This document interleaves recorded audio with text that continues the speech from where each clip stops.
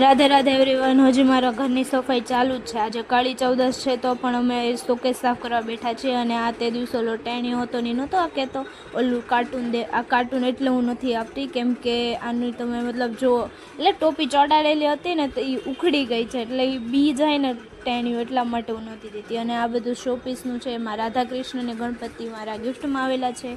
રાધા કૃષ્ણ મારી ફ્રેન્ડે આપ્યા હતા અને ગણપતિ મારા બે ભાઈઓએ થઈને આપ્યું હતું।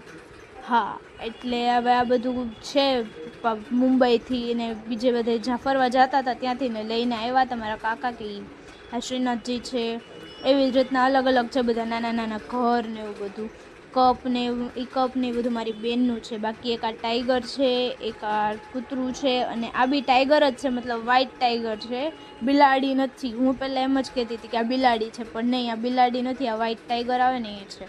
બાકી તો મારા ઘરમાં મને તો કપલ સિવાય કંઈ દેખાતું જ નથી શોકેસમાં હોય, મતલબ આ કપલ છે, એક આ કપલ છે, હજી એક કપલ છે જોઈ લો, એક આ છે, એક આ મતલબ મેરીવાળું છે કંઈ। આ મારા પપ્પાનો ફર્સ્ટ ટચ સ્ક્રીનવાળો ફોન લીધો હતો ને એના ઉપર ફ્રી આવ્યા હતા, મતલબ ગિફ્ટમાં આવેલું છે એ બી ગણપતિવાળું જ હતું।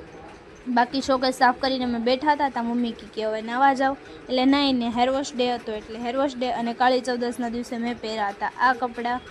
એટલે છે તો સારું જ, મેં આમ પહેલાં બતાવ્યું છે।